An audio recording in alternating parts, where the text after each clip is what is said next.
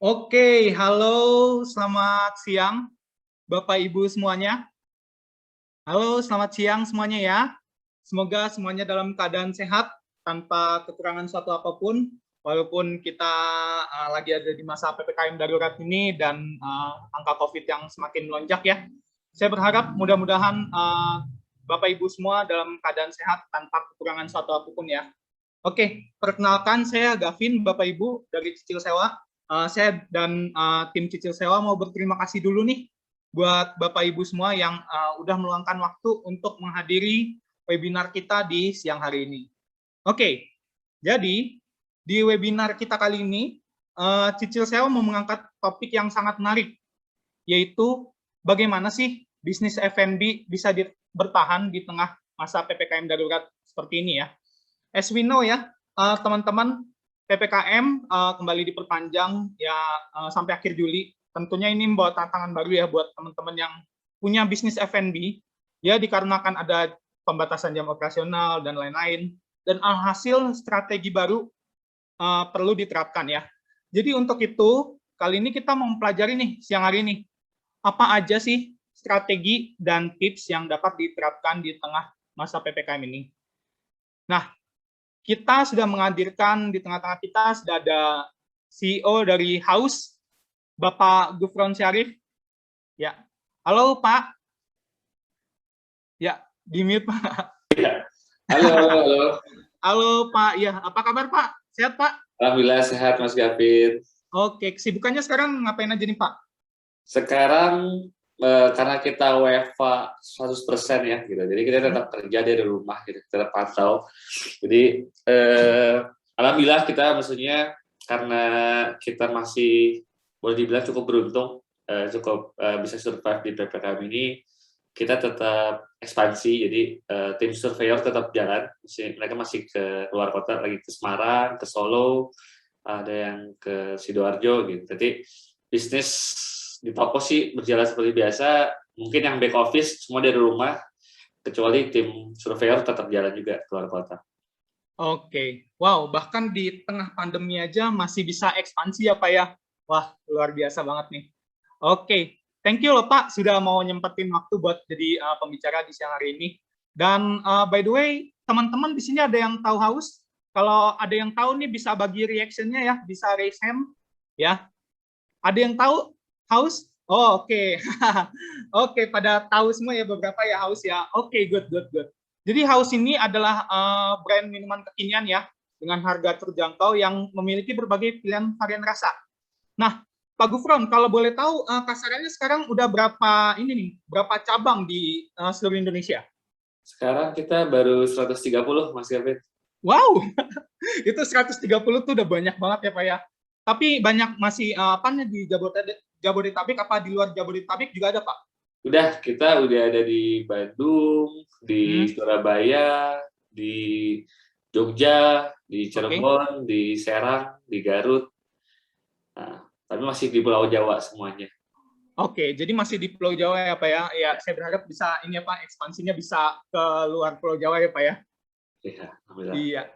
Ya, jadi brand house ini terkenal banget. Bahkan di rumah saya aja, di daerah rumah saya di Condet juga ada brand house gitu ya.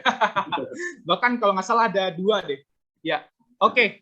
Ya, jadi teman-teman, Pak Gufron bakal sharing ke kita semua seputar tips-tips bagi pebisnis F&B, terutama buat yang sedang struggling nih, yang punya bisnis F&B yang lagi PPKM kali ini ya. Jadi teman-teman yang menghadiri Zoom, Bapak Ibu semua bisa bertanya-tanya ke Pak Gufron ya. Jadi dari sekarang udah bisa nyiapin pertanyaannya seperti apa, dan kalian cukup menuliskan nama dan pertanyaan pada kolom komentar ya. Jadi bisa langsung di kolom chat ya. Nah, oke. Jadi nanti saya juga akan bantu bacakan pertanyaannya saat memasuki sesi Q&A ya. Nah, saya berharap presentasi yang akan disampaikan dari Pak Gufron kali ini akan membuka insight ke kita semua, gimana sih tips survive di bisnis F&B di tengah pandemi kali ini. Oke, tanpa berlama-lama lagi, ya kita mulai saja ya. Ya, Pak Gufron, silakan waktu dan tempatnya. Thank you, Pak. Oke, thank you Mas Kevin perkenalannya. Paling nanti sambil saya ini ya, saya mix ya. mungkin di sini takutnya ada beberapa teman yang belum tahu haus, jadi di antara nanti apa namanya tips menghadapi PPKM ini saya selipin juga intro tentang haus ya. Oke, Oke, silakan Pak. saya share screen dulu sebentar. Oke. Share screen. Oke. Buat teman-teman juga yang mau nyatet juga bisa ya. Bisa ya Pak ya nanti ya sambil Boleh, nyatet ya. boleh. Udah Oke. kelihatan belum ya itunya ya? Sudah kelihatan. Kalau yang teman-teman lain bisa udah kelihatan semua? Bisa raise hand kalau udah kelihatan? Bisa bagi reaction-nya? Oke. Sudah ya? Oke, thank you. Oke, Pak, silakan. Saya waktu dan tempat dipersilakan Pak Gufron. Thank you, Pak. Oke. Ini udah ini ya, udah gambarnya udah ganti-ganti udah ya? Iya, udah. Oke. Tadi cerita dulu nih tentang haus nih. Oke, Assalamualaikum warahmatullahi wabarakatuh. Selamat siang nih teman-teman entrepreneur semuanya ya. Mudah-mudahan sehat selalu dan apa namanya bisnisnya lancar-lancar. Jadi saya mau cerita dulu. Jadi haus ini kita baru berumur 3 tahun. Kebetulan 12 Juni kemarin kita baru berulang tahun yang ketiga. Kita didirikan di 12 Juni 2018. Ini bareng-bareng foundernya ada berempat gitu ya. Punya background yang beda-beda gitu. Karena sebelumnya saya tuh udah punya usaha dari 2010. Belajar pertama kali saya bisnis itu 2010 dan kebetulan di F&B semua. Jadi udah banyak juga tuh jatuh bangunnya. Jadi bukan yang pertama nih haus nih. Jadi udah merasakan juga pahit-pahit jatuh bangunnya di bisnis sebelumnya. Tapi dari situ saya belajar gitu kan. Sambil dari kegagalan-kegagalan kemarin saya belajar untuk menemukan formula yang tepat untuk bikin bisnis yang insya Allah bisa bisa jadi besar di kemudian hari ya. Nah, salah satunya yang saya pelajarin itu waktu itu adalah semenjak ada fenomena ojol, which is Gojek ya di 2015, saya melihat ini terjadi apa ya, boleh dibilang ini shifting besar-besaran ya terhadap customer behavior ya, dari yang biasa beli F&B itu dine in atau take away, dengan adanya ojol nih benar-benar merubah cara konsumen memesan makanan atau minuman ya. Dan itu fenomena itu untuk di beverage sendiri itu boleh dibilang terbukti dengan munculnya kopi tuku ya di 2015 atau 2016. Semenjak adanya ojol itu boleh dibilang penjualannya itu sangat fantastis ya, dengan boleh dibilang luas tokonya itu tidak begitu besar gitu ya. Boleh dibilang toko itu bisa menjual 1000 bukan botol, cup ya, 1000 cup sehari dengan luas toko yang mungkin cuma sekitar 5 kali 10 atau 5 kali 15 ya, tidak terlalu besar ya. Boleh dibilang omsetnya mungkin bisa sampai 25 juta sendiri gitu kan, sehari ya untuk satu toko. Dan itu boleh dibilang itu omsetnya hampir sama dengan beberapa restoran yang untuk mencapai omset 25 juta sehari itu butuh tempat yang besar ya, karena kalau restoran kan kadang-kadang besarnya omset tergantung pula besar banyaknya meja yang disediakan untuk konsumen ya. Nah, tapi semenjak adanya ojol, rumus itu udah nggak berlaku lagi nih. Ini benar-benar terjadi shifting besar-besaran. Lalu saya perhatiin juga di luar negeri ada nggak kasus yang serupa gitu. Ternyata ada gitu. Dan bahkan untuk beberapa negara ya, itu dimulai jauh lebih dulu gitu ya. Bukan cuma delivery-nya, tapi lebih kepada apa namanya, satu brand yang tidak butuh tempat begitu besar, tapi bisa mengenerate revenue yang cukup besar gitu kan. Kalau kita ngambil contohnya di China ya. China kita ambil contohnya, ada macam-macam gitu. Nah, dari situ kita pelajarin lagi gitu. Ini maaf saya langsung lompat dulu ke sini. Saya lompat market share. Saya lompat apa namanya, kita pelajarin berapa sih waktu itu, emang market share-nya berapa sih untuk kategori minuman kekinian nih, kok apa namanya cukup kayaknya kedepannya ini bakal cukup apa ya, boleh dibilang cukup menjanjikan gitu kan, karena di Indonesia aja walaupun waktu itu di 2015-an mungkin pemainnya belum begitu banyak gitu kan, situ baru ada. Ini kalau di luar negeri sebenarnya kategorinya namanya bukan minuman kekinian, kalau di China namanya kategorinya new tea and coffee gitu ya. Ini saya gabung aja lah new tea sama kopinya. Karena kalau di China harusnya new tea doang. Ini kalau di Indonesia saya gabung, kita namain minuman kekinian. Lalu kita waktu itu sama-sama apa namanya research berapa sih market share-nya sebenarnya. Ternyata cukup besar. Ini data ini kita ambil, ini data terbaru, ini di 2020 akhir. Kategori minuman kekinian itu bisa sampai 4,8 triliun per tahun. Gitu. Ini compare sama minuman RTD itu ready to drink. Kalau apa namanya teman-teman pada dengar, RTD itu kurang lebih 20 triliun per tahun.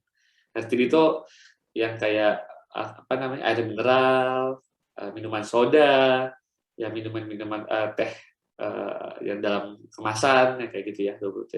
Nah, ini kan kategori ini baru nih di Indonesia, tapi udah lumayan, sudah 4,8 T.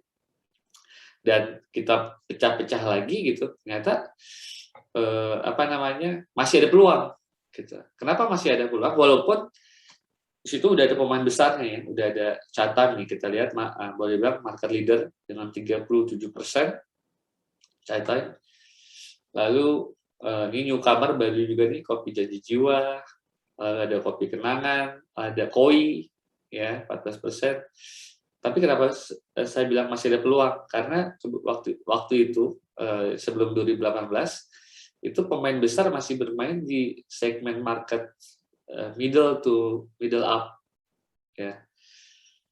Nah, dan mereka masih banyak bermainnya di tier 1, tier 2. Tier 1, tier 2 itu maksudnya kota ya, kota besar gitu ya, kayak Jakarta, Surabaya, Bandung gitu ya, tier 2. Sedangkan tier 3 sama tier 4-nya itu mau dibilang belum ada pemain besarnya gitu. Nah, sementara di Indonesia sendiri kan kita tahu ya, dari 270 juta penduduk Indonesia, justru 70%-nya itu ada di marketnya justru di middle to middle low. Nah, waktu itu belum ada brand yang serius mentargetkan segmen itu. Nah, oleh karena itu, walaupun sama-sama kategori minuman kekinian, tapi kita lihat masih ada peluang untuk menjadi market leader di segmen middle to middle low. Jadi kita waktu itu bikin house tuh, kayak lompat lagi ke sini ya. Oke, kita bikin house di di tengah Juni 2018. Terus kita menargetkan waktu itu ya middle to middle low di perumahan padat penduduk. Beda sama teman-teman yang lain tadi, ya kebanyakannya di apa namanya di mall maupun di apa namanya perkantoran.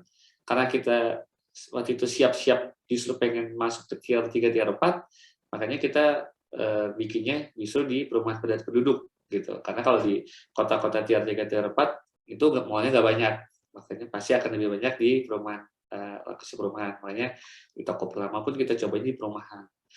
Nah, kita belajar juga waktu itu, kita coba tuh gitu kan, kita coba apa namanya bikin toko pun yang tidak terlalu besar. Ini toko pertama house nih di daerah Kamagisan. itu cuma luasnya tuh ini lebarnya 4, ke belakangnya 4, 16 meter persegi. Nah, waktu itu kita melakukan market research juga. Berapa sih sebenarnya? Karena waktu itu belum ada brand minuman kekinian untuk segmen middle sama middle low, ya, yang bisa kita dijadikan sampel. Kita waktu itu ngambil sampelnya ke usaha ayam goreng yang menargetkan market yang sama kita. Kebetulan yang kita pakai itu salah satu usaha teman saya, brandnya Let's Go Chicken. Kalau teman-teman pernah dengar, itu yang banyak di Alfamidi gitu ya, pakai kontainer gitu. Nah, kita waktu itu melakukan benchmarkingnya secara secara teknisnya ke sana, dari omset yang dikejar berapa, traffic per harinya berapa, basket size per transaction-nya berapa, kita ambil plug-plug dari sana gitu. Makanya kita tahu waktu itu average sales-nya yang kita jadikan acuan itu sekitar 4 juta sehari gitu kan. Nah, dari angka 4 juta sehari itu kita langsung menentukan, kalau cuma 4 juta sehari berarti sebulan kurang lebih 120 juta ya. Berarti capex-nya pun jangan gede-gede gitu. Kita sesuaikan saja dengan target omset yang dikejar. Waktu itu kita capex itu capital expenditure ya, atau modal awalnya tuh kurang lebih ini 150 sampai 200 juta lah. Kenapa kita tentunya segitu? Karena secara psikologi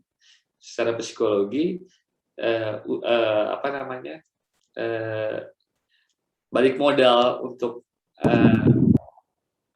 omset yang 4 juta sampai 4 juta sehari itu kurang lebih itu 1 tahun psikologinya. Makanya kita hitung-hitung, berarti capex 150 sampai 200 juta ini udah cukup tepat kalau mau bikin usaha yang seperti ini yang balik modal 1 tahun. Nah, kita bikinlah nih toko pertama kita. Berjalan selama 2 bulan di toko ini, ternyata feedback dari market itu luar biasa gitu. Jadi tadinya kita cuma targeted 4 juta sehari, ternyata tembus bisa sampai 15 juta sehari. Jadi hitung-hitungannya berantakan tuh. Di luar ekspektasi gitu ya. Dengan toko yang sekecil ini ternyata bisa mengenerate sampai 15 juta sehari. Walaupun ujungnya gue bilang berantakan juga dari segi dari segi toko ini nggak layak lah untuk menampung traffic 15 juta sehari, baik dari buat naruh bahan baku, buat area parkir, apa segalanya gitu. Nah, dari situ kita melihat ternyata benar yang kita duga bahwa marketnya udah ada nih di level ini gitu. Tapi emang waktu itu belum ada brand yang mensuplai demand dari market ini. Makanya begitu Haus muncul, itu feedback-nya sangat luar biasa gitu. Jadi inilah yang selama ini mereka tunggu-tunggu, karena buat market ini mereka kan juga boleh bilang udah sangat familiar ya sama sosial media ya. Dimana di sosial media itu banyak brand-brand minuman kekinian yang di mall yang udah berseliweran, tapi daya beli mereka belum sampai. Nah, begitu ada Haus yang masuk daya beli mereka, ini langsung mendapatkan sambutan yang luar biasa. Nah, kita tuh boleh bilang pada waktu itu seperti menemukan sumur minyak baru lah, ibaratnya gitu. Ini kayak sumur minyak baru nih gitu kan. Waktu itu saya dan teman-teman berpikir, jangan sampai kita yang menemukan sumur minyaknya, orang lain yang menggalinya. Maksudnya ada orang yang punya modal lebih besar, punya punya pengalaman lebih banyak, masuk juga ke kategori dan segmen ini. Karena itu saya dan teman-teman memutuskan, kita harus bergerak cepat untuk memberikan statement bahwa kita adalah top of mind di kategori dan segmen ini. Makanya ini baru 2 bulan jalan, kita langsung bikin toko kedua gitu. Nah, karena waktu itu modal kita juga terbatas gitu kan. Walaupun di toko ini kita bisa balik modal dalam waktu dari tadinya cuma dari awal targetin 1 tahun, ini dalam 3 bulan udah bisa balik modal. Walaupun kita bisa balik modal cepat. Nah, tapi kita waktu itu berpikir kita harus punya cara lain nih selain mengandalkan laba ditahan dari usaha kita. Kayaknya waktu itu dan kita lihat sebenarnya kalau di sekali lagi karena kita waktu itu benchmarking ke China, di China ternyata itu minuman-minuman kekinian pun sudah di backup oleh venture capital, dimodalin lah. Situ ada Haiti itu udah backup juga sama Tencent kalau nggak salah. Nah, kita lihat wah kayaknya bisa juga nih kalau harus someday di backup oleh venture capital. Nah, ternyata pada 2018 itu teman kita duluan tuh Kopi Kenangan yang di backup sama venture capital. Oh, berarti semakin boleh bilang meyakinkan kita lagi bahwa oh ternyata venture capital di Indonesia pun nggak cuma membackup startup tech maupun fintech, ternyata mereka udah mulai masuk ke consumer goods gitu. Nah, oleh karena itu kita sangat percaya diri lah bahwa sampai kita pun akan diajak kerjasama oleh venture capital. Tapi sebelum kita bekerja sama venture capital, kita harus bikin traction yang bagus nih. Supaya ya biasanya kalau VC kan melihat tuh dari growth usaha. Wah, karena itu sebelum mendapatkan investasi dari venture capital, kita waktu itu bikin sejenis mini crowdfunding gitu. Jadi kita bikin crowdfunding tapi bukan di Principal, tapi di tiap toko yang mau kita bangun. Ya, ini kurang lebih seperti inilah konsepnya, bisnis modelnya. Jadi kita waktu itu bikin toko kedua, toko ketiga, toko keempat, sampai ke toko 60 itu kita menggunakan dana investasi dari boleh dibilang teman-teman maupun keluarga, tapi bukan masuk ke prinsipal dan investasinya, tapi dimasukin ke tiap toko yang mau kita bangun. Jadi mereka adalah investor per toko, bukan investor di house. Nah, dengan sistem kerjasama waktu itu kita bikin mereka ada investor pasif, jadi kayak mereka naruh kayak mereka beli reksadana kurang dibilang seperti itu, di mana mereka tidak ikut serta aktif dalam operasional usaha dan semuanya itu dijalankan oleh tim house, operasionalnya A sampai Z, dari mulai penentuan lokasi, rekrutmen pegawai, training, marketing, operating, semuanya dilakukan sama house dengan sistem bagi hasil 50% dari net profit tiap bulan kepada para investornya gitu. Nah, waktu itu kurang lebih untuk bikin satu toko tuh 200 jutaan lah sebulan gitu kan. Dan alhamdulillahnya mostly mereka balik modal dalam waktu 5 sampai 6 bulan.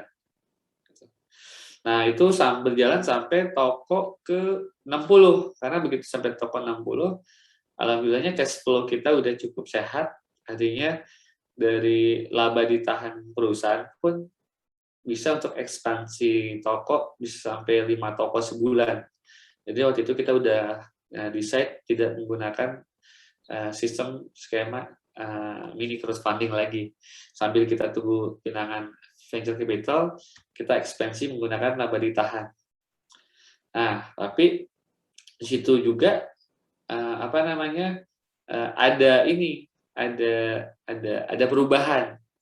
Perubahannya adalah waktu kita awal bikin house, kita kan cuma menargetkan pasar market middle low ya. Ini seperti inilah ya. Toko-tokonya kayak gini. Tapi begitu kita masuk di di ojol, ternyata penjualan kita dari ojol itu cukup besar. Kita tuh bisa sampai 50% dari ojol sebelum pandemik ya, sebelum pandemik. After pandemik bahkan bisa lebih gede lagi, 70% online. Bahkan terakhirnya semenjak PPKM udah lebih gede lagi. 75% online, 25%-nya offline. Dan dari waktu itu dapat info juga dari teman-teman ojol bahwa dari 50% online ini ternyata mereka bukan cuma dari market middle low, tapi market middle pun beli gitu. Jadi yang biasa beli chatime pun beli house gitu. Jadi di situ kita melihat bahwa market kita ternyata bukan cuma middle low aja ya, tapi mid sampai middle low, B dan C gitu ya. Jadi bersinggungan sama market sama dengan brand-brand yang bermain di segmen middle juga. Oleh karena itu di tahun 2020 kita merubah positioning brand kita. Nah, kita waktu itu langsung dari C doang menargetkan B dan C. Makanya dari segi infrastruktur pun ikut berubah. Gitu, dari tadi toko kecil gitu, ini kita bikin mungkin lebih mirip Indomaret sama Alfamart ya, karena waktu itu kita melakukan riset market juga, brand yang bisa menggait market kelas B dan kelas C dalam satu infrastruktur yang sama adalah yang cukup susah adalah Indomaret sama Alfamart. Jadi waktu itu kita bikin infrastruktur yang familiar dengan target market kita. Karena itu kita bikin seperti ini kurang lebih. Dan ini juga boleh dibilang dari fasilitas yang kita sediakan pun juga jadi lebih nyaman ya. Jadi ada AC-nya, ada tempat parkirnya, ada tempat duduknya, macam-macam gitu kan. Nah, sudah pasti ketika kita mengambil seperti ini pun ini strategi kita juga untuk menaikkan basket size per transaksi, karena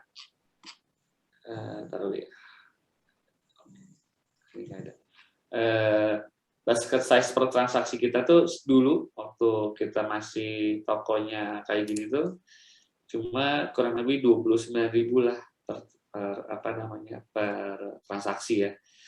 Nah, supaya kita naikin size kan ada dua ya, ada horizontal sama vertikal. Horizontal kan artinya nambah konsumen baru. Vertikalnya adalah ya udah naikin basket size-nya. Maksudnya biar mereka jajan lebih banyak. Nah, kita riset lagi ternyata haus itu biasanya tiap kali konsumen kita beli haus, biasanya mereka sambil jajan yang lain. Contohnya adalah roti, lalu mereka juga jajan snack-snack pedas gitu. Makanya di toko kita yang baru pun untuk naikin basket size kita tambahin lagi tuh 2 sub-brand baru, Ganjel Roti dan Pedescin, di mana Ganjel Roti itu jual roti kukus, roti bakar, roti meriam. Pedescin adalah yang jual snack-snack pedesnya. Dan strategi ini lumayan, bisa naikkan basket size sampai ke 38.000 gitu. Jadi walaupun kita infrastrukturnya nambah besar, cost-nya lebih mahal, tapi basket size-nya pun nambah besar dan marketnya juga jadi lebih besar juga. Nah, kembali ke sini, ini yang topik kita hari ini ya gitu ya. Kenapa sih haus itu bisa survive even di masa PPKM gitu. Jadi per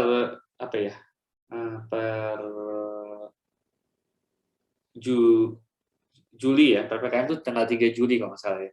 Sampai hari ini alhamdulillah bahkan semenjak COVID di Maret 2020 berlangsung, alhamdulillah yearly profit and loss kita positif, alhamdulillah gitu kan. Bahkan kita masih bisa ekspansi ya, walaupun salah satu kita bisa ekspansi pun kita setelah dapat pendanaan dari venture capital. Saya jelasin dulu sini ya. Jadi ini milestone-nya haus 14 Juni 2018. Di 2018 kita nutup 27 toko. Di 2019 kita boleh dibilang dianugerahi Mitra Juara Gojek untuk kategori merchant dengan growth dengan pertumbuhan bisnis yang cukup masif gitu ya. Oleh karena itu visi-visi itu jadi tahu tuh, dapat datanya tuh dari Gojek ya. Nah, beberapa visi approach kita, lalu di Desember 2020 kita dapat pendanaan 30 miliar dari BRI Ventures. BRI Ventures itu anak perusahaannya Bank BRI atau disebut namanya BVI. Terdapat dana 30 miliar.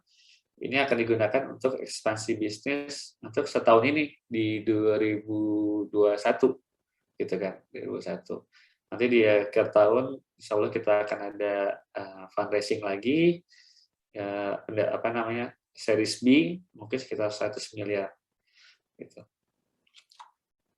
Karena kita punya target sampai 2024 itu 1000 toko gitu. Mungkin akan habis lagi. Nah, lanjutin ke tadi, kenapa kita masih bisa survive, bahkan bisa dapat pendanaan even ketika pandemik?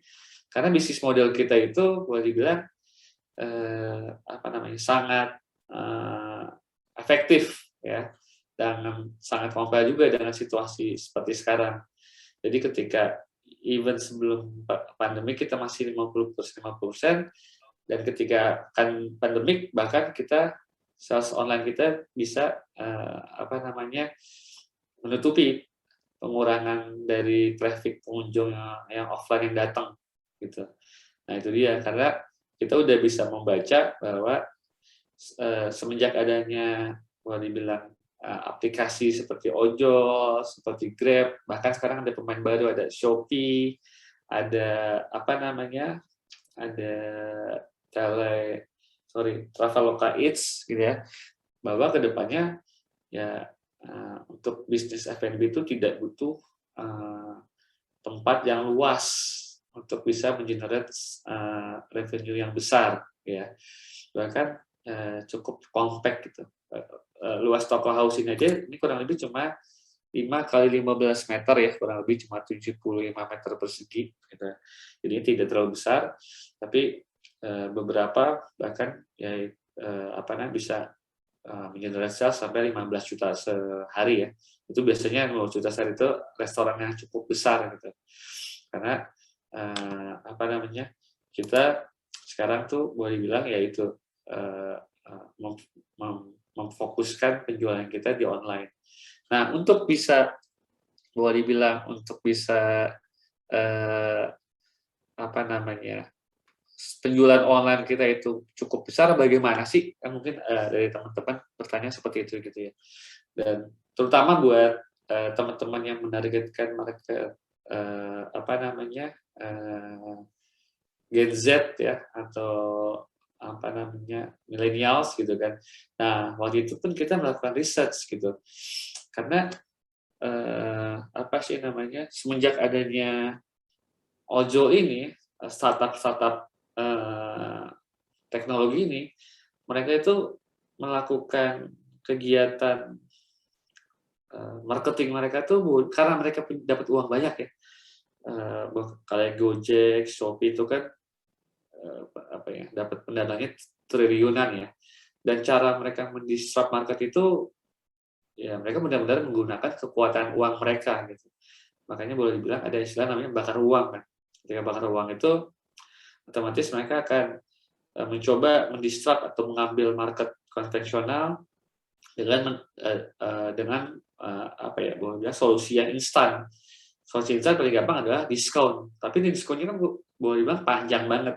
Kayak di Grab udah 1 tahun ini dia melakukan diskon terus gitu kan.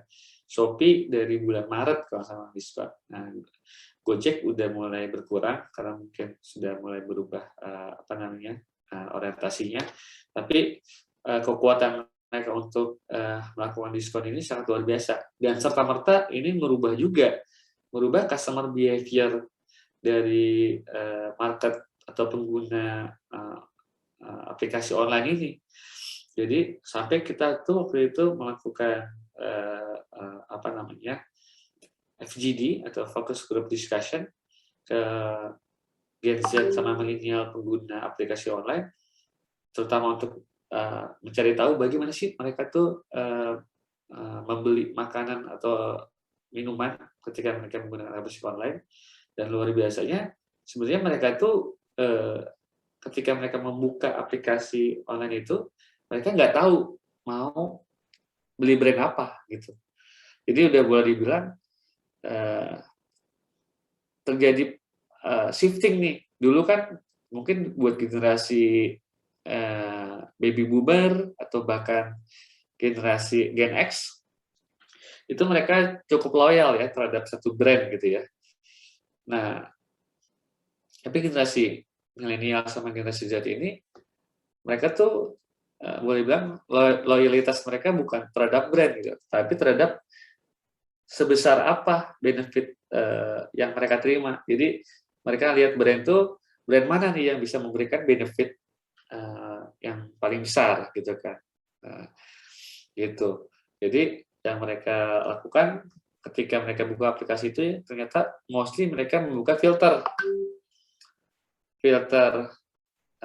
promo yang mereka buka, lalu filter jarak, gitu ya.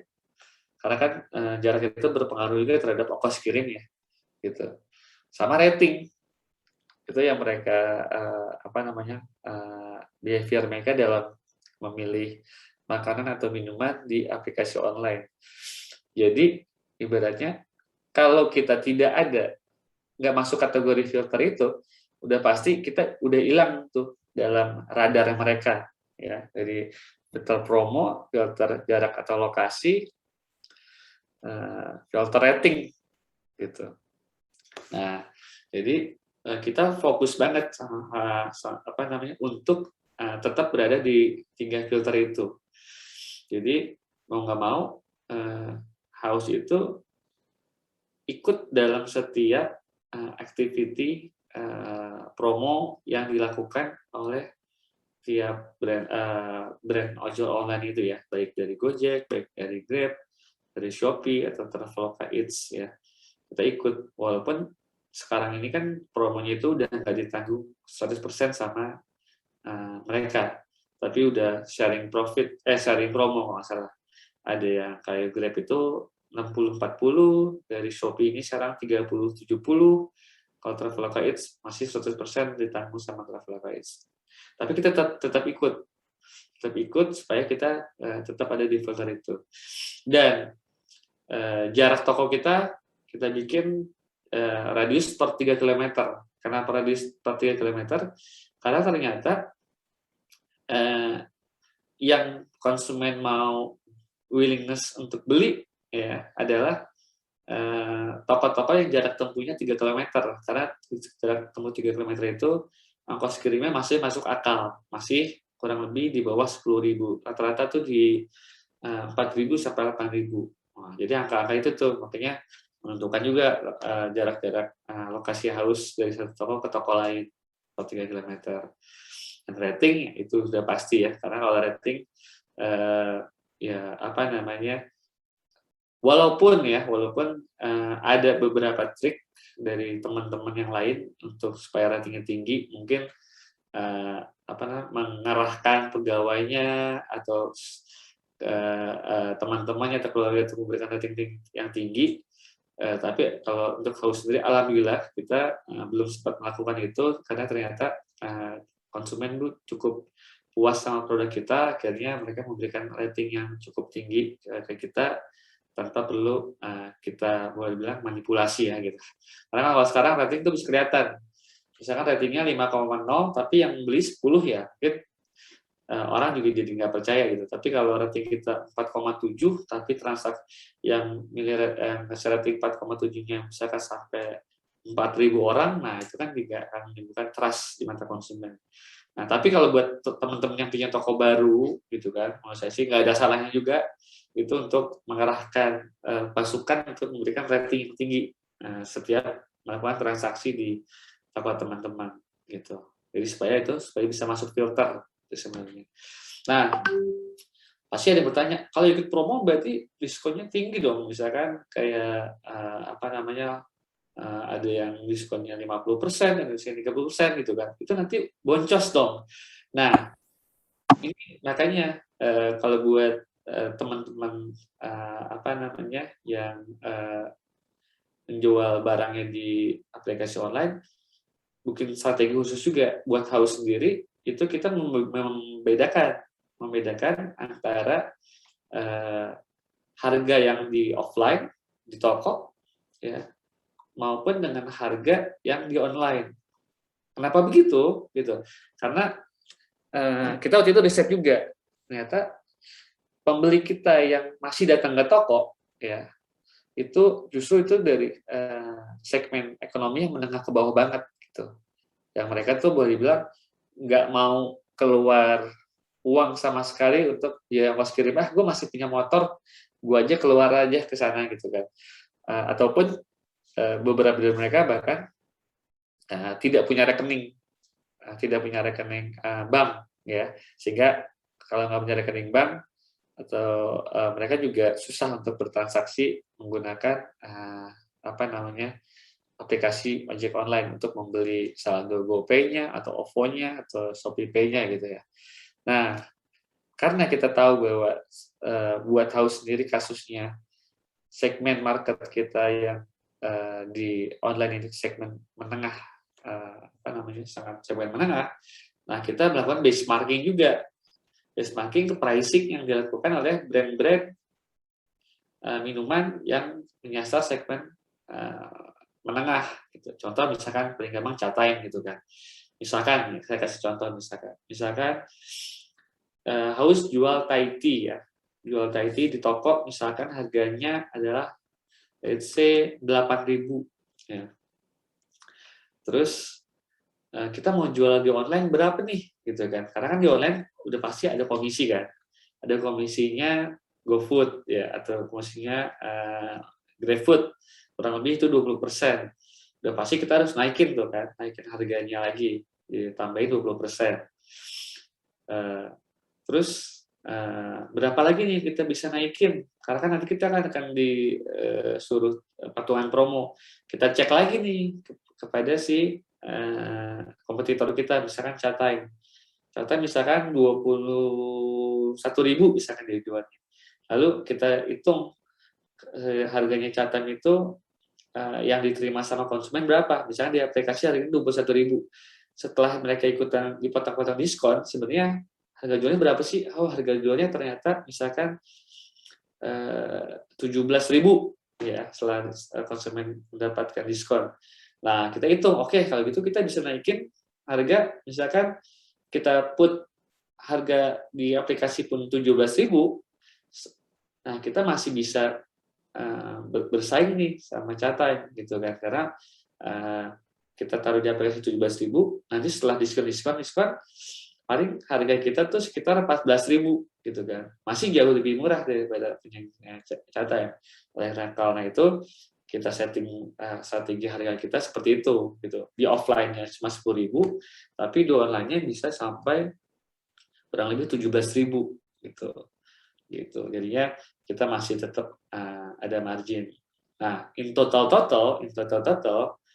itu margin promo yang kita berikan dalam sebulan ya untuk semua online, in total itu kurang lebih ujung-ujungnya 8% gitu. Karena udah pasti dengan adanya promosi itu kita akan menaikkan transaksi atau menaikkan volume penjualan kita. Tapi di sum up ya akhirnya ternyata cuma 8%. Gitu. Walaupun kita bisa kasih diskon 30%, tapi sebenarnya cuma 8% yang kita kita subsidi. Gitu. Jadi buat teman-teman di sini gitu kan, artinya harus punya strategi membedakan harga di tokonya offline-nya maupun dengan harga di toko online-nya gitu kan. Yang penting bisa ikut semua campaign activity yang dilakukan oleh ojol, sehingga kita masuk ke dalam filternya mereka, dalam radarnya si calon konsumen ketika membeli satu produk. Karena kalau kita udah nggak ikut aja, itu udah pasti kita udah gone tuh gitu. Karena emang ternyata terutama buat market millennials maupun segmen Gen Z itu promo itu sangat penting gitu. Yang kedua adalah sekarang tuh mereka tuh udah kayak aplikasinya Gojek, aplikasinya Grab tuh udah hampir sama kayak marketplace, kayak si Tokopedia atau Shopee ya, di mana mereka juga menyediakan iklan berbayar gitu, sponsor gitu. Jadi misalkan konsumen nggak tahu nih mau beli apa, tapi dia cuma tahu gue pengen tahu produknya gitu kan. Nah kan gue pengen beli Thai tea deh gitu kan. Dia nggak tahu mau beli brand apa, dia taunya gue mau minum Thai tea. Dia ketik Thai tea, nah nanti kan muncul tuh beberapa brand yang menyediakan apa sih namanya, menyediakan produk-produk Thai tea itu. Nah tapi yang ditaruh yang paling atas itu adalah brand-brand yang bayar iklan atau sponsor brand gitu. Dan itu kan secara psikologi orang pasti akan melihat dari atas ke bawah ya. Dia nggak akan scroll sampai bawah banget gitu ya. Jadi chance buat kita dibeli sama konsumen kalau semakin kita ada di posisi atas itu akan semakin besar. Oleh karena itu buat Haus sendiri kita selalu ikut iklan berbayar seperti itu gitu kan. Tentunya setelah kita hitung ya,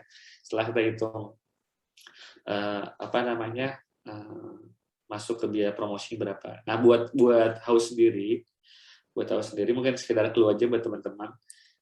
Itu kita bedakan antara tadi budget buat promo sama budget buat marketing communication. Nah iklan itu kita sebutnya marketing communication. Marketing communication itu kayak misalkan karena Haus juga menggunakan masih 100% sosial media ya, kita menggunakan Instagram dan TikTok, itu kita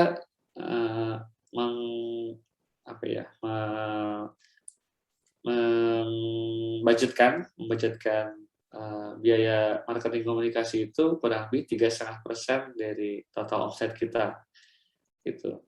Tapi kalau kan beda-beda ya teman-teman, omsetnya beda-beda gitu. Kalau buat tahu sendiri buat 3,5% itu udah cukup lumayan besar, itu mungkin bisa kurang lebih di atas 300 juta lah kurang lebih. Nah itu kita budgetkan buat bikin konten, produksi konten, distribusi konten, maupun dari itu iklan berbayar di aplikasi ojek online. Tapi ingat ya, yang tadi saya bilang tuh 300 juta kasih itu karena kita udah punya stokos 130. Kalau teman-teman yang baru memulai, mungkin sekitaran 5 juta itu cukup sih sebenarnya sebulan untuk marketing komunikasi. Karena Haus sendiri ketika kita baru mulai, toko ke-1, toko ke-2 tuh kurang lebih kita budget marketing komunikasi itu 5-10 juta. Itu di luar promo ya. Kalau promo itu beda lagi. Gitu. Jadi emang harus seperti itu. Jadi zaman sekarang gitu kan, itu penting untuk kita tahu di mana konsumen kita berada. Nah, itulah konten kita diskusi ke sana. Kalau sekarang kita udah melihat betapa pentingnya aplikasi ojol karena udah 70%, jadi kita banyak beriklan di sana gitu. Jadi bahkan kalau sekarang tuh buat tahu sendiri kita lebih penting untuk beriklan di aplikasi ojek online daripada kita beriklan di sosial media gitu. Karena itu kalau pengen langsung direct sales ya. Tapi kita tetap juga melakukan iklan di sosial media karena itu lebih buat brand awareness kan ya. Nah, sementara kalau yang buat di aplikasi ojek online itu ngaruhnya langsung ke sales. Gitu. Tapi itu tetap harus dilakukan. Beriklan untuk tujuan brand awareness sama beriklan untuk tujuannya direct to sales gitu. Oke. Ini tim Haus ya. Ini karena buat saya sendiri, salah satu formula kenapa Haus bisa berada di level sekarang, saya pikir ini kalau saya melakukan ini seorang sendiri, ini nggak mungkin, impossible gitu kan, karena ini kerjaan yang besar ya gitu. saya sendiri waktu itu ketika mendirikan Haus itu udah merasakan pentingnya punya tim yang komit dan punya kompetensi. Karena itu orang-orang yang waktu itu kita ajak pun orang-orang yang punya pengalaman di industri masing-masing, punya experience di bidangnya masing-masing. Dari ini CFO kita, Mas Jonathan, itu teman kuliah saya, dia punya cukup pengalaman sebagai KAP di PricewaterhouseCoopers maupun di Ernst & Young. Dia juga punya kantor akuntan publik sendiri. Itu kita ajak waktu itu jadi CFO. Lalu ada Pak Daman, kebetulan teman SMP juga, saya juga, dia punya pengalaman lebih dari 10 tahun jadi HR di Frisan Flag, gitu ya. Jadi pengalamannya juga besar. Lalu ada Mas Ferry sama Mas Sigit. Mas Ferry ini terutama dia punya background teknologi pangan, ya, jadi cukup familiar di dunia F&B. Lalu yang paling penting juga kita ada punya mentor kita, ada Pak Budisman. Pak Budisman itu dia pernah jadi CEO di Coca-Cola Indonesia, dan terakhir sebelum pensiun tuh jadi CEO di Sari Husada atau Susu SGM. Tapi waktu kita mulai pun kita mulai dari kecil dulu, artinya Mas Jonathan sama Pak Budi pun masukin di tengah-tengah gitu kan. Ketika awal mulai kita mulai berempat dulu nih, saya, Mas Ferry, Mas Dama, sama Mas Sigit gitu. Tapi dibuat di tengah-tengah, kita nggak takut untuk mengundang teman-teman yang punya jam terbang lebih tinggi gitu kan. Bahkan sekarang kalau boleh dibilang di level middle management kita tuh udah banyak orang Starbucks, orang Chatime, orang McDonald, orang KFC gitu kan. Karena untuk pertumbuhan bisnis yang seperti kita jalanin sekarang itu untuk pengennya sih kita growth sama-sama ya, artinya teman-teman yang ikut ikut membangun Haus dari awal itu bisa tumbuh bareng-bareng. Tapi ternyata karena waktunya cukup cepat, 3 tahun kita di level ini, itu nggak kekejar tuh teman-teman belajar gitu. Makanya kita combine teman-teman dari luar yang punya pengalaman cukup lama di industri F&B, kita ajak join juga gitu. Jadi penting buat teman-teman yang ketika udah masuk fase scale up itu untuk membangun organisasi ya. Jadi kalau bisnis teman-teman tumbuh lebih cepat dari pertumbuhan organisasi, wah itu sangat berbahaya gitu. Kita pernah tuh waktu itu di setahun pertama. Di setahun pertama kita coba punya prinsip biasalah idealis gitu kan. Mulai bareng-bareng, tumbuh bareng-bareng. Ternyata susah tuh gitu, karena ketika kita mulai kadang-kadang pegawai yang kita rekrut pun juga secara input belum cukup kuat ya gitu ya. Secara inputnya mereka belum cukup kuat. Jadi ketika tumbuh dalam waktu cepat, mereka nggak overload gitu. Jadi akhirnya di tengah jalan kita mulai masukin teman-teman yang berpengalaman supaya organisasi ini bisa lebih kuat gitu. Karena ketika udah pada fase scale up itu para founder itu udah nggak bisa lagi tuh melakukan semuanya sendiri gitu ya. Udah nggak bisa lagi tuh one man show. Jadi udah benar-benar terutama kita di BOD sekarang pun udah lebih bersifat yang lebih kayak strategis ya, untuk level yang lebih eksekusi itu dibantu oleh teman-teman di level middle management maupun lower management gitu. Jadi jangan pernah takut untuk meng-hire orang lain yang lebih pintar dari kita, yang lebih punya pengalaman dari kita, karena itu pasti akan jadi satu value yang bagus banget buat kita. Dan udah pasti ada barang ada harga gitu kan. Itu jangan pelit juga untuk mengeluarkan uang untuk meng-hire gitu.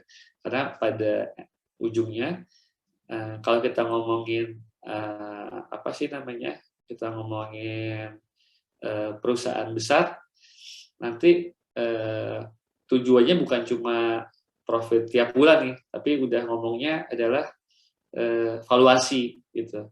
Karena kalau udah ngomongin valuasi gitu kan, nah itu akan jauh lebih besar. Nah, boleh dibilang future income yang akan kita dapatkan. Ya, oke, ini saya bisa kasih contoh, sebentar ya.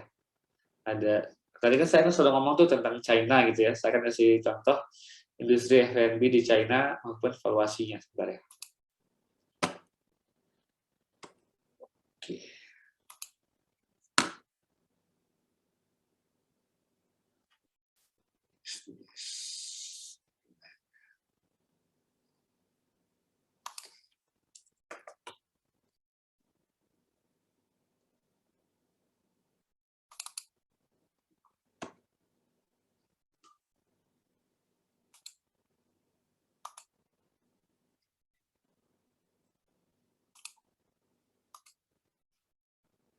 Oke, udah kelihatan belum ya?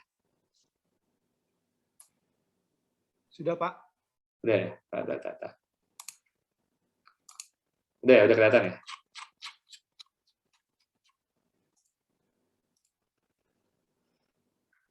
Oke, ini yang dilakukan oleh tim kita.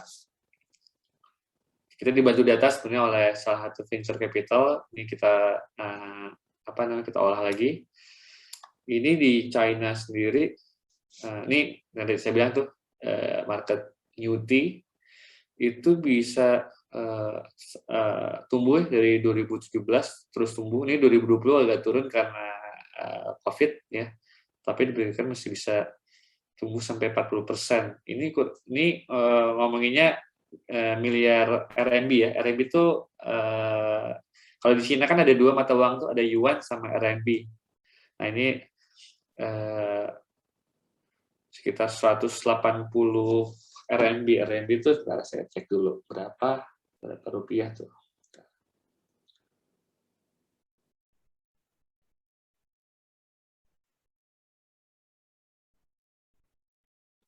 2.200. 40.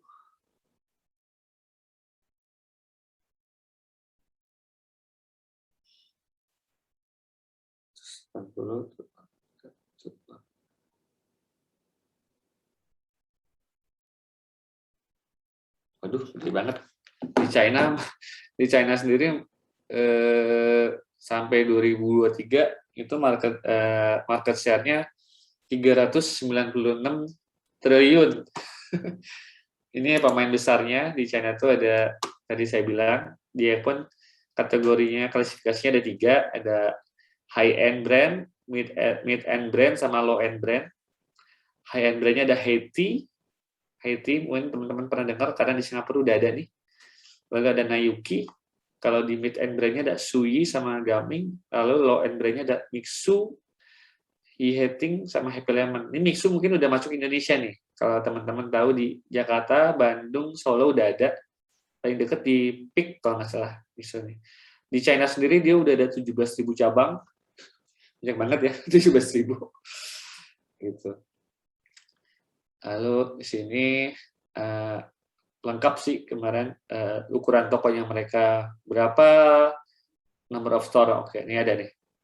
Sorry, Mixu 12.000, bukan 17.000. Ada 12.000 cabang di China. Lalu Haiti itu kurang lebih 1.000 cabang. Nayuki 1.000 cabang. Suyi, Gaming kurang lebih 500 sampai 3.000 cabang. Nah, untuk ngomong tadi kan saya cerita valuasi ya. Kalau udah ini caranya valuasinya di di sini nih. Ini big brand yang disebutin itu ada Haiti, ada Nayuki, ada Sexcity, ada Mixu, ada Sweet Seven. Dari beberapa brand ini pun ada yang sudah IPO. Oke, ini yang udah IPO Nayuki. Nayuki itu market cap-nya 30 miliar. RMB.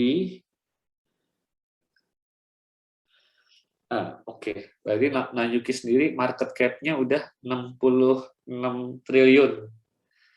66 triliun tuh berarti udah masuk unicorn ya, kalau nggak salah. Unicorn tuh 10T, Dekakorn 100T ya, kalau nggak salah ya. Udah masuk unicorn. Jadi di China sendiri minuman kekinian tuh udah bisa mencapai unicorn gitu kan. Ini karena mereka yang udah IPO. Dan mereka juga rata-rata di backup oleh venture capital. Ada Haiti, seri A-nya oleh IDG, Capital Today, Biro-nya Longzhou Capital. Nah, Yuki udah ketika IPO udah sampai seri C. Lalu yang lainnya masih di seri A tuh. Mixu juga udah sampai seri A. Nah, artinya karena kalau udah perusahaan besar gitu kan, yang dicari adalah belakang ini. Market cap-nya atau valuation-nya sendiri. Gitu. House sendiri kita menargetkan kurang lebih valuasi di 6T lah di tahun 2024, 2023, 2024 gitu. Oke, mungkin dari saya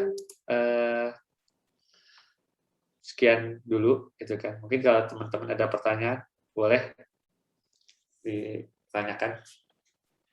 Oke, thank you Pak Gufron sudah menyampaikan presentasinya ya di siang hari ini. Kita udah dapat banyak banget nih bahwa kalau yang tadi saya catat sih ya ada banyak ya kita harus pertimbangkan promo, jarak, rating yang di tengah-tengah pandemi ini buat bangun F&B ya. Oke. Ya, di beberapa di kolom chat tadi saya lihat ada pertanyaan ya satu ya. Oke. Nah, pertanyaan pertama dari Pak Yusril ya. Saya langsung bacain aja Pak Gufron, nggak apa-apa ya? Boleh, boleh. Oke. Saya Yusril dari Malang ingin bertanya, di masa pandemi sekarang, menurut Pak Gufron, memilih strategi inovasi produk atau stay menu yang ada sekarang, tetapi menghadirkan promo yang menarik, agar bisnis kita bisa sustain bahkan bisa berkembang di masa pandemi sekarang. Oke. Ya. Kalau House sendiri ya sebenarnya sekarang kita lebih mikirin bagaimana caranya menaikkan basket size. Karena dengan adanya PPKM itu kan pergerakan manusia jadi lebih sulit ya. Artinya udah pasti traffic yang datang ke toko itu akan berkurang. Ya. Makanya dan ada kemungkinan juga terjadinya penurunan penurunan number of transaksi. Oleh karena itu buat nutupin itu kita number of transaksi turun, kita harus naikin basket size-nya. Nah, kita banyak melakukan justru banyak program-program bundle gitu. Jadi karena bagaimanapun ya sekali lagi gitu kan konsumen akan melihat benefit apa nih yang paling besar buat dia gitu kan. Nah, kita buat naikin basket size itu kita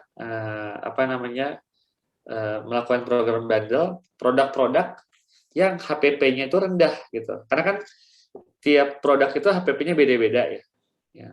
Misalkan produk A HPP-nya cuma 30%, tapi ada produk B yang HPP-nya 45%.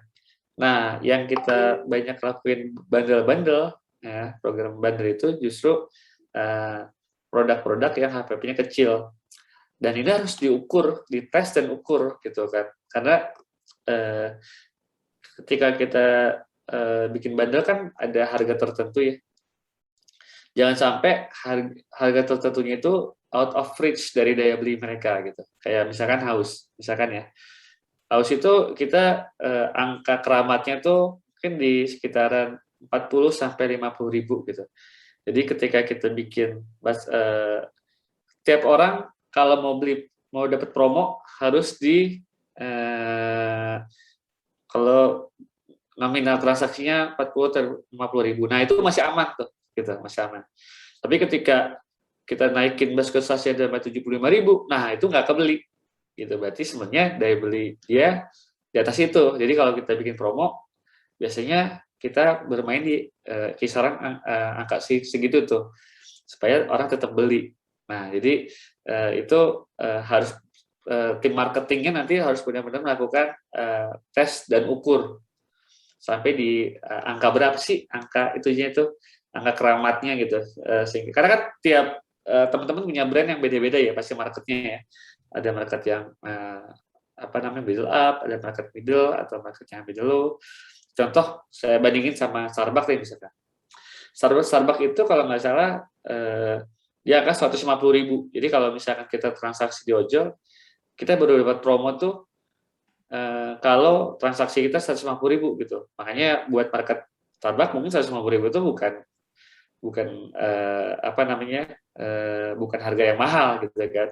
Jadi dia nentuin segitu. Tapi kalau buat market house kita setting di 150.000 itu nggak akan ada yang beli gitu karena spending budgetnya mereka nggak segitu gitu. Jadi itu harus benar-benar di tes dan ukur nih ke market teman-teman ketika melakukan produk bundel, dan usahakan adalah produk-produk yang dipilih adalah produk-produk yang HPP-nya kecil tapi dia termasuk dalam best seller. Itu sih. Oke. Ya, kalau bundling sendiri contohnya yang di house tuh kayak gimana ya, Pak ya? Kalau boleh tahu. Oke, kita kemarin bandingin roti tuh. Ya, saya sambil buka Instagram ya, saya nggak hafal juga nih. Bentar. Kita ngeluarin paket hebat namanya. Hebat tuh hemat banget. Ini oke.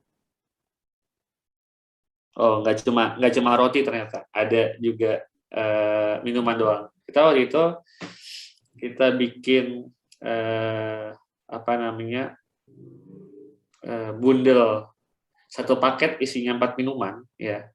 Misalkan harga normalnya 60.000 gitu kan. Nah, itu kita diskon jadi 55.000 gitu kan. Tapi setelah itu ada diskon lagi tuh, diskonnya si Grab atau Shopee kan. Jadi ibaratnya konsumen akan merasa, ih harga normal 60.000, tapi dicoret dari 55.000, ih gue dapat diskon dari House 5.000, lalu dapat diskon lagi dari si Grab berapa tuh 30%. Nah kayak gitu-gitu tuh.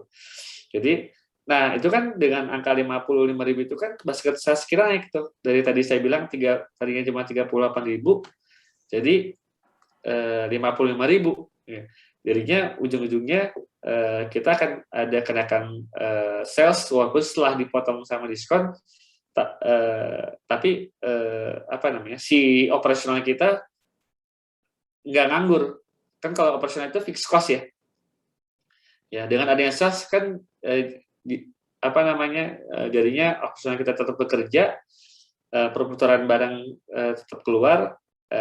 Dan kita tetap dapat margin walaupun ya seperti saya bilang ujung-ujungnya buat house sendiri kurang lebih 8%-an lah yang kebuang, tapi di bawahnya di bottom line-nya kita itu masih dapat apa namanya masih sesuai dengan sesuai dengan target. Buat F&B sendiri ya, buat F&B sendiri ini harus buat target bottom line itu dibedakan antara buat di store level sama consolidated. Kalau store level tuh laba rugi untuk toko doang. Tapi kalau yang buat multi store kayak house itu ada biaya lagi tuh, biaya back office. Ya, biaya back office. Jadi biasanya itu membedakan. Nah, kalau buat teman-teman F&B biasanya nih untuk store level itu biasanya tuh di 25 sampai 30% si net profitnya. Jadi net profit dibanding kepada net revenue itu 25-30%. Tapi kalau di consolidated level itu macam-macam. Kalau yang buat yang udah stabil kayak Hoka Bento itu dikira kurang lebih di 14%. Tapi kalau yang kompetisinya cukup kencang ya di situ itu biasanya net profitnya itu ya contoh kayak KFC lah. KFC itu cuma 3% net profit consolidated-nya. Tapi 3% dari omsetnya kalau nggak salah 7T deh kalau nggak salah. Kalau nggak salah ya, saya lupa. 7T setahun gitu kan. Jadi ya 3% dari 7T kan cukup lumayan besar ya, which is sekitar 210 miliar. Gitu. Jadi sekali lagi apa namanya strategi apa yang kita lakukan, ingat fokusnya kepada bottom line-nya, bottom line level, store level maupun bottom line di consolidated level. Dan itu harus melakukan benchmark. Nah, yang tadi saya bilang contohnya beda-beda ya, kayak tadi Hokkaido Bento dia 13% consolidated levelnya net profitnya, tapi dari omset berapa kan? Nah kalau KFC cuma 3%, tapi dari omset berapa triliun gitu. Jadi emang beda-beda. Tapi selalu ketika menentukan strategi, selalu kita kalau harus terbiasa untuk kan melakukan benchmarking gitu. Misalkan kompetitor kita Kopi Kenangan misalkan. Kopi Kenangan misalkan net profit consolidated-nya cuma 5%. Tahu-tahu kita ngaco, oh kita di RUPS menentukan target net profit 20%. Nah, itu kan nggak nyambung. Gimana kita mau bersaing kalau kita apa namanya menentukan targetnya itu udah salah. Karena kalau targetnya terlalu besar, ujung-ujungnya kita nggak bisa fight di marketing maupun di promosi untuk melawan kompetitor. Jadi benar-benar apa namanya fokusnya dari bottom line, nanti yang lain-lainnya diuraikan tuh. Gitu. Oke, ya. Ini kita langsung lanjut ke pertanyaan kedua ya, Pak Gufron ya. Oke, pertanyaan kedua ini dari Ibu Rizkia ya. Pertanyaannya, dari 150 outlet, mengelola Gojek atau Grab yang mengelola siapa ya? Apakah Kru atau SPV? Oke. Ya. Oke. Kalau kebetulan kita itu dikelola oleh tim marketing. Di tim marketing kita itu ada GM marketing. Jadi saya sebagai CEO membawahi GM marketing. Di marketing itu kepecah lagi, ada satu lagi di bawah GM ada brand marketing. Brand marketing itu membawahi desain and visual, tim konten gitu ya. Lalu di situ juga ada konten kreator. Nah, di bawah GM ada lagi, nah kita sebutnya adalah distribution channel marketing. Gitu. Jadi atau distribution channel staff. Jadi satu orang itu tugasnya adalah untuk mengurus semua hal yang berkaitan sama ojol. Dia bertanggung jawab terhadap GM marketing. Jadi tugasnya dia adalah kan kalau haus kan lumayan agresif ya. Kita satu bulan tuh buka toko 5 sampai 7 toko sebulan.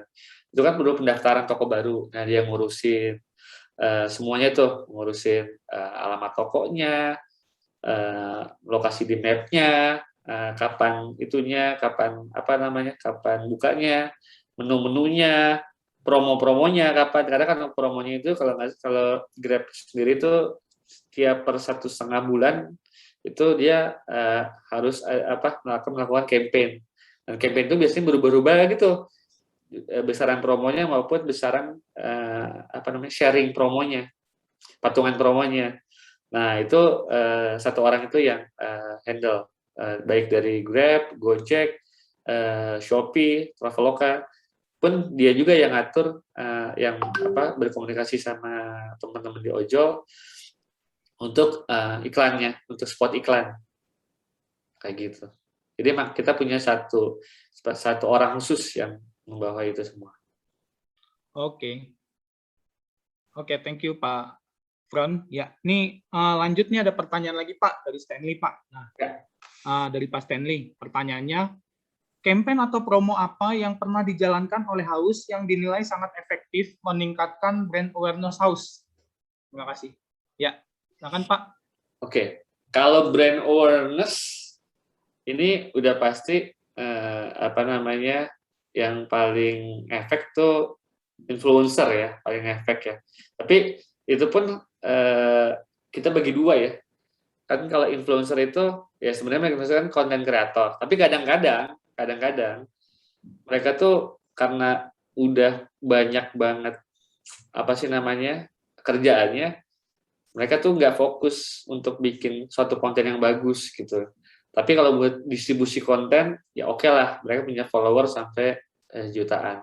Tapi kalau kontennya sendiri apa namanya nggak bagus, nah itu apa namanya, apalagi sekarang Instagram ya, contoh Instagram, dia tuh kalau buat feed ya terutama, dia tuh dia cuma mendistribusikan kontennya cuma 10% kepada followernya. Misalkan contoh, misalkan Mas Gavin punya follower 1 juta gitu ya. Tiap kali Mas Gavin posting, itu nggak semua serta-merta 1 juta follower Mas Gavin yang akan melihat kontennya. Ya. Itu Instagram cuma akan mendistribusikan kontennya cuma ke 10% dari follower Mas Gavin, which is cuma 100.000 orang. Kalau dari 100.000 orang itu senang lihat kontennya Mas Kevin, terbukti senang tuh dari number of, dari akan mau nge-likes, atau mau kasih komen, atau mau nge-save atau kontennya, ataupun sharing. Nah itu Instagram akan nambahin jumlah orang yang akan nge-view kontennya Mas Gavin, dan mungkin bisa ditunjukin ke semua follower Mas Gavin, ke 1 juta itu. Jadi oleh karena itu kontennya sendiri harus apa namanya, harus bagus ya. Tuh. Nah buat Haus sendiri, karena yang membedakan Haus sama brand lain adalah receh gitu kan. Nah Haus sendiri karena kita menargetkan kaum Gen Z, kaum milenial gitu kan, dan kita lihat juga sekarang boleh bilang kita lihat komunikasi buat Gen Z sama milenial itu tidak terlalu formal. Kita banyak produksi konten yang receh, jokes receh gitu ya, konten humor, konten komedi, akhirnya apa namanya, nggak terlalu hard selling gitu. Jadi kita nggak fokus cuma ke promo, ke apa-apa gitu, nggak. Kita boleh dibilang apa namanya, kita mix juga nih dengan apa namanya, dengan humor ya, karena boleh dibilang konten yang konten yang impactful buat netizen itu adalah konten-konten yang entertaining, konten-konten yang inspiring, sama konten-konten yang educating gitu. Nah, kayaknya kita banyak create konten yang entertaining sama inspiring gitu, supaya awareness-nya dapat, jadi viral gitu. Contoh kemarin kita bikin apa ya? Saya coba buka ya sebentar ya. Ya, silakan Pak. Nah.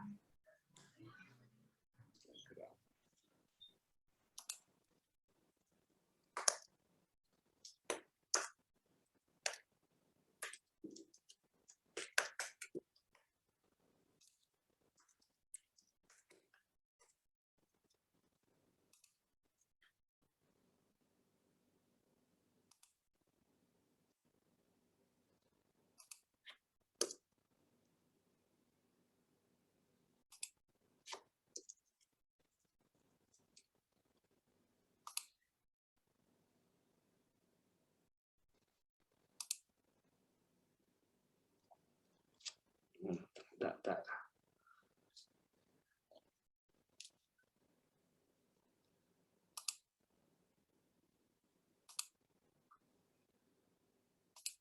Ya mungkin kalau misalnya ada teman-teman yang lain yang mau nanya bisa langsung di kolom chat ya. Ya, sambil saya coba login dulu nih ke Instagram dari komputer. Oke. Ya siap Pak, nggak apa-apa, nggak apa-apa.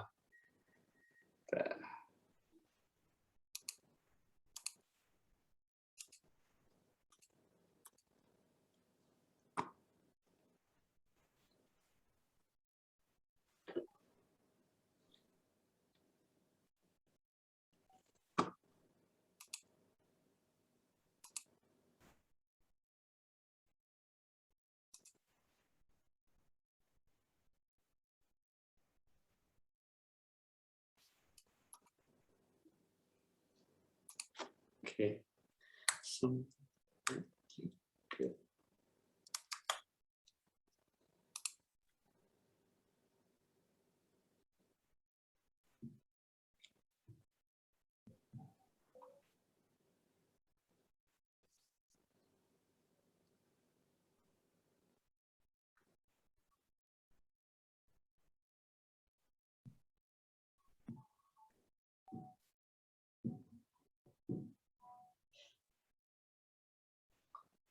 Wah, lama nih kayaknya nih. Sebentar.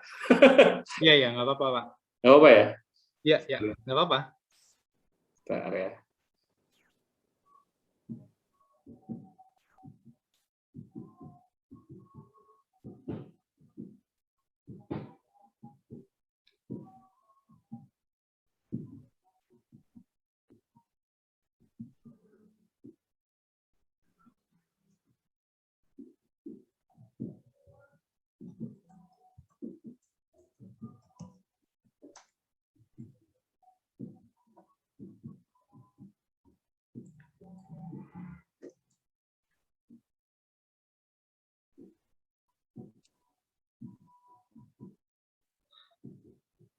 Gimana, Pak? Atau mungkin coba saya yang share screen aja. Ini mau Boleh tuh. bikin nyaus ya? Boleh tuh, Masnya dah.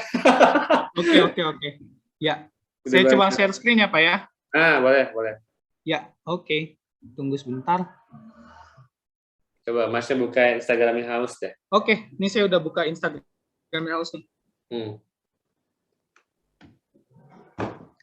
Kelihatan, Pak? Bentar ya. Saya belum kelihatan kalau saya. Nggak tahu deh, teman-teman udah kelihatan belum nih? Halo?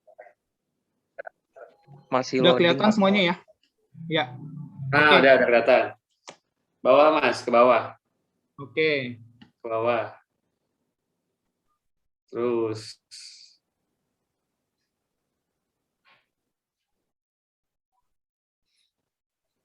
Ya. Ke bawah. Ke bawah lagi ya, Pak. Nah. Oke, ini. Jadi ini seperti ini ya feeds-nya IG-nya Haus ya, Pak ya? Ya, benar. Bawah. Lalu, terus.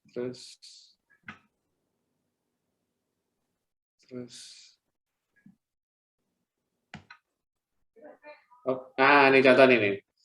Nah, Iya. ini klik ya. Yang ini, Pak? Itu klik. Kita waktu itu campaign sama Kongguan. Terus waktu itu suaranya boleh dinyalain tuh, Mas? Tapi kayaknya nggak muncul deh. Oh, nggak muncul ya? Iya. Oh, kalau di saya sih muncul, nggak tahu di ini teman-teman ya. Muncul. Wah, sepertinya ini benar. Biskuit Kongguan. Nah, waktu itu kan bulan Ramadan yang kemarin kan Aldi Taher sempat ini ya, apa sih namanya? Apa ya, boleh dibilang viral ya dia ya, dengan berbagai macam masalah yang dia ciptakan gitu kan, sehingga orang-orang pada sebel sama dia gitu kan. Nah, justru sama kita ini nih, kita jadiin talent nih, untuk bikin campaign sama Kongguan, terus apa namanya, kita bully gitu si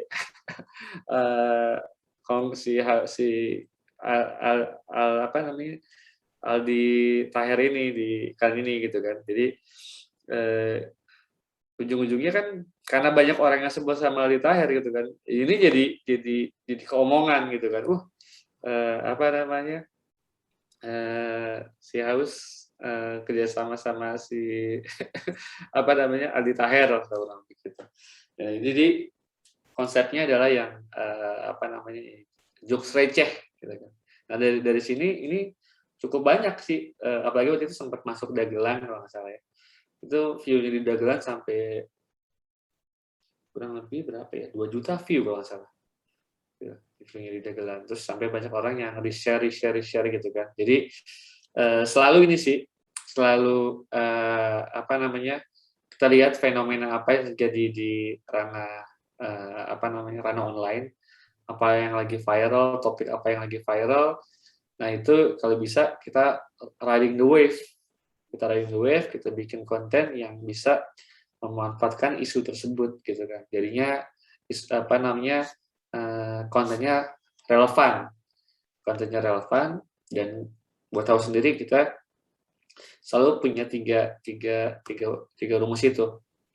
Apa namanya? Entertaining, educating, sama inspiring. Jadi nggak selalu melulu tentang nawarin produk gitu.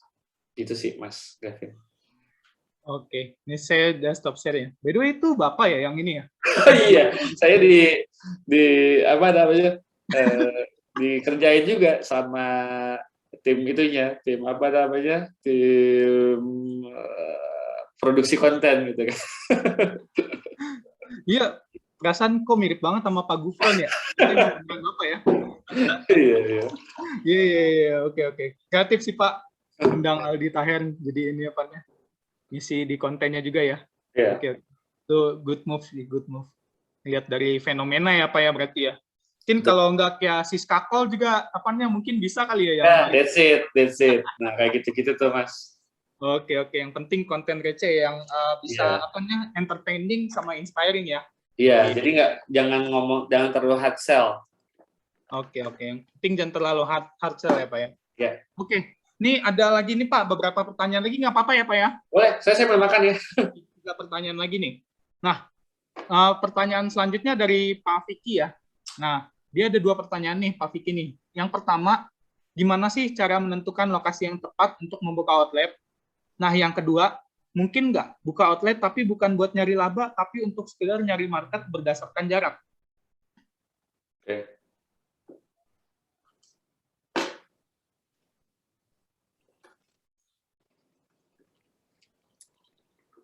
Makan dulu ya. Ya, santai aja Pak. Jadi kalau haus itu, tadi kan pertanyaannya bagaimana sih cara memilih lokasi outlet? Ya. Kebetulan kita bekerja sama Locator Logic. Jadi Locator Logic itu adalah third party, boleh dibilang apa ya, data provider yang bisa memberikan data dengan parameter-parameter yang kita tentuin. Misalkan waktu itu kita kerjasamanya adalah gini, kita punya 10 toko yang top selling ya, yang omsetnya rata-rata di atas 10 juta sehari. Terus kita kasih lokasi-lokasi ini sama Locator Logic. Lalu mereka menganalisa, oh ternyata di kecamatan-kecamatan yang toko top 10-nya house itu isinya adalah berapa persen market middle up, berapa persen market middle, berapa persen market middle low. Dengan density penduduk seperti ini. Nah, ketika mereka terus ada parameternya apa aja nih? Oh, situ ada berapa sekolah, ada berapa kampus, ada berapa perumahan, ada brand-brand apa aja.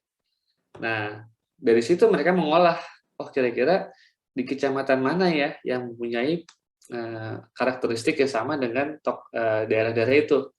Nah, dari situ mereka keluarin map ke kita, map di mana dengan warna ya. Misalkan di kecamatan ini warnanya misalkan hijau. Wah, hijau tuh berarti sangat mirip dengan toko-toko top 10-nya house. Habis itu hijau tua, hijau muda. Hijau muda, kuning, orange, kuning, merah.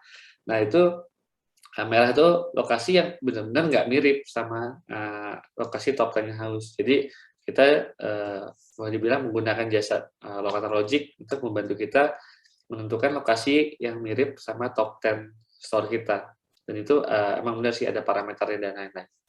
Itu yang satu. Kedua, jadi pertanyaannya, mungkin nggak sih ada toko house itu dipilih untuk lokasi ya, kalau nggak salah ya, buat standar lokasi 3 parameter. Kalau buat dipilih untuk lokasi, kita belum. Gitu. Tapi kalau dipilih untuk strategi lebih kepada branding maupun politik, itu udah kita lakukan. Branding misalkan, contoh gini, kemarin kita membuka toko di mall, yang biasanya di tiap kota kita ada minimal satu, ya, itu buat menaikkan brand kita gitu kan. Karena kadang-kadang, ya ini percaya atau enggak, buat beberapa brand yang ada di mall itu akan mengatrol brand image si brand kita sendiri gitu. Jadi kalau toko kita ada di mall, toko-toko yang kita yang lainnya pun itu otomatis agak keangkat gitu ya. Nah, itu kita lakukan. Nah, kalau yang politik, kemarin kita baru mutusin buka di Sarinah. Sarinah kan lagi renovasi. Nah, kenapa kita buka di sana? Karena itu kan Sarinah itu kan proyeknya Kementerian BUMN ya, Pak Erick Thohir ya. Dan itu Sarinah itu akan jadi boleh dibilang jendelanya Indonesia. Jadi kalau ada tamu dari luar negeri, mau pejabat-pejabat pasti akan bawa ke sana gitu. Nah, ibaratnya karena kan harus itu kita memposisikan diri ingin jadi local heroes gitu ya. Local heroes-nya Indonesia, brand minuman kekinian yang asli Indonesia gitu kan. Kalau Chai Time kan nggak bisa, dia kan dari Taiwan kan. Jadi nggak bisa local heroes. Jadi ibaratnya kita pengen harus tuh ke spot juga tuh sama pejabat-pejabat gimana. Karena bagaimanapun ada benefitnya juga nih kalau kita bisa ke highlight sama kementerian-kementerian, baik itu dari segi mereka akan mempromosikan brand kita, lalu ketika mereka ada ada kegiatan di kantornya, mereka juga akan bisa memesan produk dari kita gitu. Dan ini ya apalagi sekarang kan di situ ada Pak Sandiaga Uno ya yang di Kementerian Pariwisata, walaupun di Kementerian Pariwisata, tapi dia sangat mendorong produk-produk lokal. Nah, biasanya Pak Sandiaga Uno tuh akan sangat mempromosikan tuh brand-brand lokal yang punya potensi. Jadi Sarinah itu kita ambil tuh mahal banget sewanya. Kurang lebih sewanya itu bisa sampai 250 juta setahun lah untuk 30 meter persegi gitu kan. Nah, tapi itu namanya thanks sama Cicil Sewa nih. Karena Cicil Sewa yang bantu kita untuk mendapatkan tempat itu, sama membantu juga pembayarannya gitu kan. Tapi itu adalah lokasi yang kita pilih untuk branding dan politik sih, gitu. Oke, jadi kerja sama Cicil Sewa juga ya Pak ya buat ini ya, kemudahan. Oh iya, iya itu yang di Sarinah sama Cicil Sewa itu. Oke, ya. Nah, ini juga ada pertanyaan nih Pak dari ini Bu Feni. Nah, dia tuh tadi nanya yang soal HPP ya. Bagusnya untuk persenan HPP tuh di berapa persen? Untuk OPEX per bulan berapa persen dari penjualan per bulan? Nah, silakan dijawab. Jadi sebenarnya tiap brand beda-beda, tergantung target marketnya. Kayak Starbucks ya, saya kan banyak tahunya F&B ya, terutama di beverage ya. Mungkin yang lain saya nggak tahu. Tapi kalau buat beverage sendiri, saya tahu dikit lah. Starbucks itu HPP produknya itu bisa sampai 12-20%. Sangat kecil kan gitu kan. Ini kalau kita beli produk, misalkan saya itu suka beli karamel macchiato gitu kan di Starbucks, harganya 57.000 ya gitu. Padahal HPP-nya itu cuma 5.000 sampai 7.000 sebenarnya gitu kan. Jadi sangat-sangat besar marginnya Starbucks gitu. Tapi maklum, karena Starbucks kan banyak orang yang beli Starbucks kan kebanyakan nongkrong ya di tempatnya. Jadi itu mungkin akan ditransfer ke mereka ke biaya sewa rent cost. Karena rent cost Starbucks tempatnya boleh dibilang sangat-sangat primary semuanya ya, jadinya wajar. Nah, kalau buat Starbucks seperti itu. Kalau buat yang middle ya, contoh kayak market middle kayak ada Janji Jiwa, ada Chai Time, itu kurang lebih di 30-35%. Seperti itu. HPP-nya. Nah, kalau buat House sendiri, House itu waktu awal-awal kita tuh HPP-nya sangat tinggi, bisa sampai 50% sebenarnya. Karena waktu itu kan tokonya masih satu. Karena toko masih satu, bargaining power kita untuk ke vendor belum gede kan. Jadi kita waktu itu HPP-nya 50-55%. Tapi seiring toko kita makin banyak, 130, kemudian kita makin besar volumenya, kita punya bargaining position yang lumayan besar, sehingga kita bisa negosiasi. dari diskon maupun term of payment gitu. Kalau harus sendiri ya kurang lebih berkisar 40%-an sekarang. Dari 55% kita bisa negosiasi sampai ke level 40%. Gitu. Nah, kalau OPEX, ya OPEX kan operasional tuh. Mostly sih OPEX tuh 20 sampai 25%. OPEX tuh. Gitu. Tergantung lagi, sekali lagi tergantung tempatnya. Gitu. Kalau buka di mall, wah itu pasti rent cost-nya mahal. Itu biasanya sampai 35%. Tapi kalau yang di pinggir jalan, standalone gitu, kebanyakan di 25%. Karena OPEX itu ada dua faktor yang paling besar. Satu, rent cost, kedua, labor cost. Labor cost sendiri kurang lebih di 15% biasanya.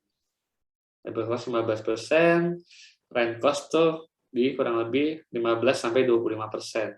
Lagi tergantung lokasi tempatnya. Kalau di mall biasanya 25%, tapi kalau di standalone biasanya tuh rent cost tuh 10-15%.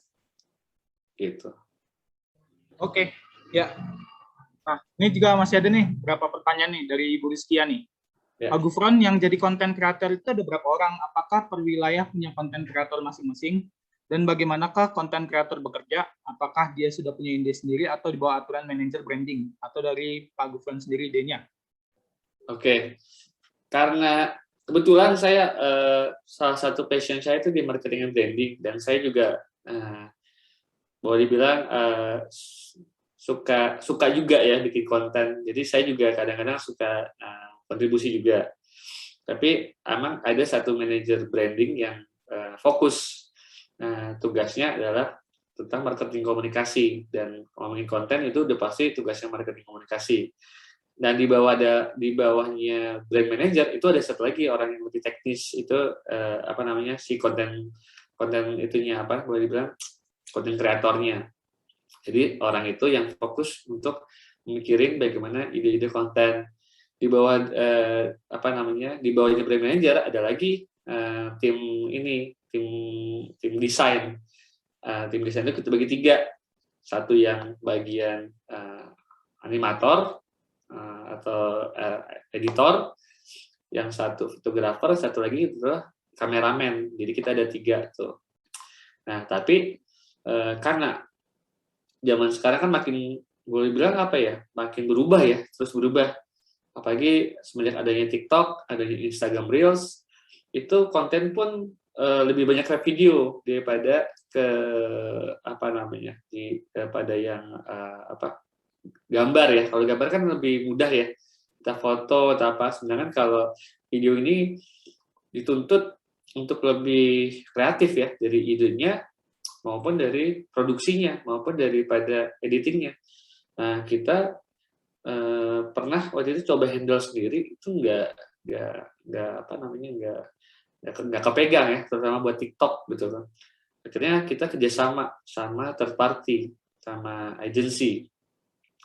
Jadi kita kerjasama sama agency namanya Naisu, yang kemudian kita pilih. Naisu itu dia adalah partner resmi TikTok. Nah, kita kerjasama sama Naisu untuk produksi konten. Jadi kita waktu itu bayar Naisu berapa, sekian, untuk produksi konten berapa video, sekaligus untuk ngontakin influencer TikTok. Karena kalau influencer Instagram kita masih handle sendiri, tapi influencer TikTok, karena itu beda lagi tuh. Mana yang hits di TikTok belum tentu hits di Instagram, yang hits di Instagram belum tentu hits di TikTok. Jadi di TikTok kita dibantu sama Naisu untuk yang menghandle tuh. Karena influencer pun beda lagi, ada yang makro, ada yang mikro, ada yang nano gitu kan. Nah, mungkin kita spare budget sekian, mereka nanti yang milihin tuh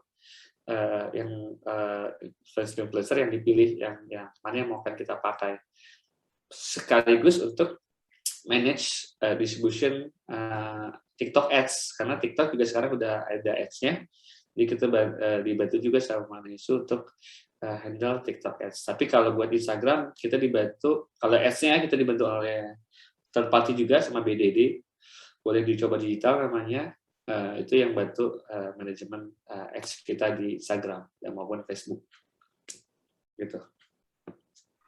Jadi banyak banget ya bikin konten aja tuh ada banyak ya, sampai harus kerja sama agensi juga ya Pak ya, Ya. buat nge-produksi konten-kontennya gitu ya. sebisa mungkin kan minimal 1 hari satu konten ya yang kita posting. Karena itu akan berpengaruh terhadap algoritma. Misalkan kita cuma posting 1 minggu sekali ya, wah itu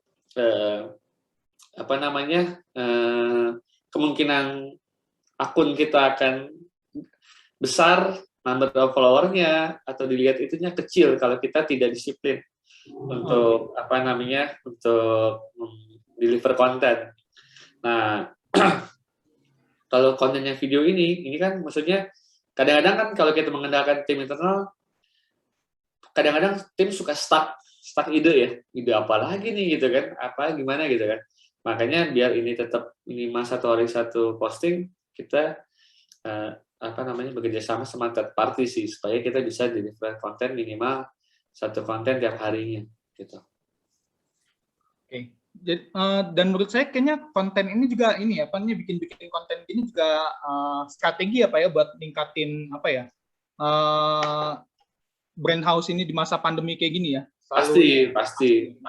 Karena kan orang di PPKM ini kan semakin banyak di rumah gitu ya. Semakin di rumah ya semakin banyak megang.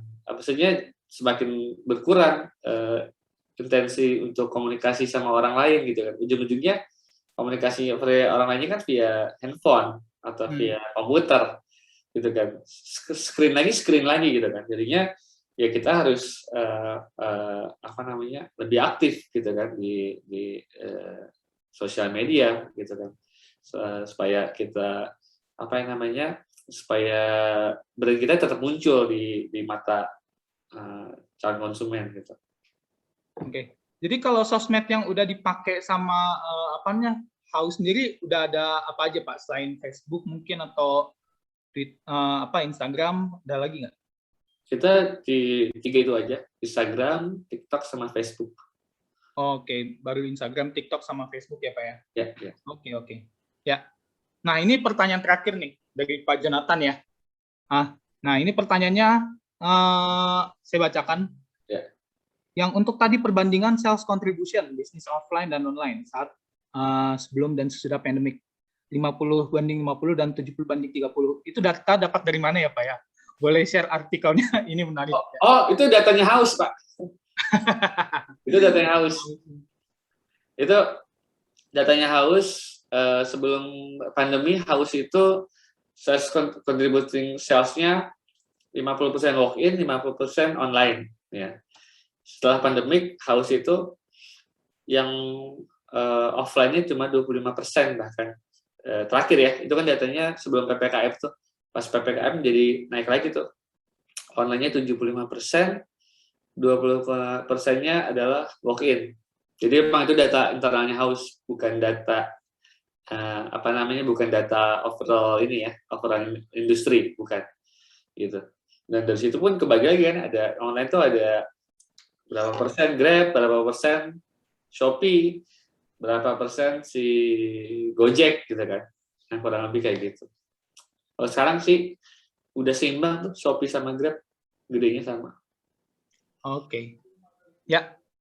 Oke, sepertinya ya nggak ada lagi yang mau nanya ya. Dan demikian sesi Q&A-nya saya akhiri ya, nggak apa-apa ya. Jadi udah hampir 2 jam nih Pak. 2 jam ya? Nah, hampir 2 jam ya. Kita ada webinar kali ini dari Pak Gufron juga lumayan padat ya materi yang disampaikan ya. Dan sekarang kita udah tiba di penghujung acara. Saya mohon kepada Bapak Ibu semua mungkin bisa nyalain kameranya karena kita akan foto bersama dulu ya.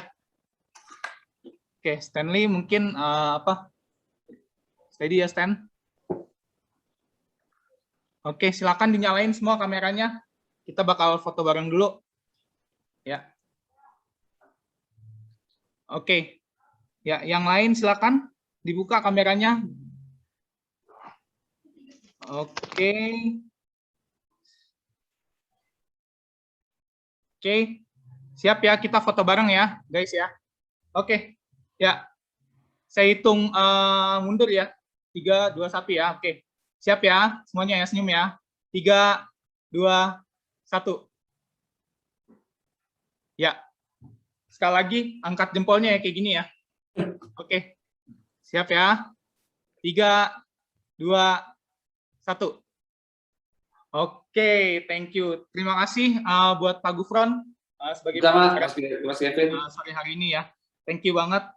Teman-teman, saya berharap mudah-mudahan apa yang disampaikan Pak Gufron bisa bermanfaat buat kita semua ya. Ya, saya mohon maaf juga kalau misalnya ada kesalahan. Ya, thank you semuanya. Have a great day. Thank you. Bye. Baik. Sukses selalu. Ya, thank you semuanya. Thank you Pak Gufron.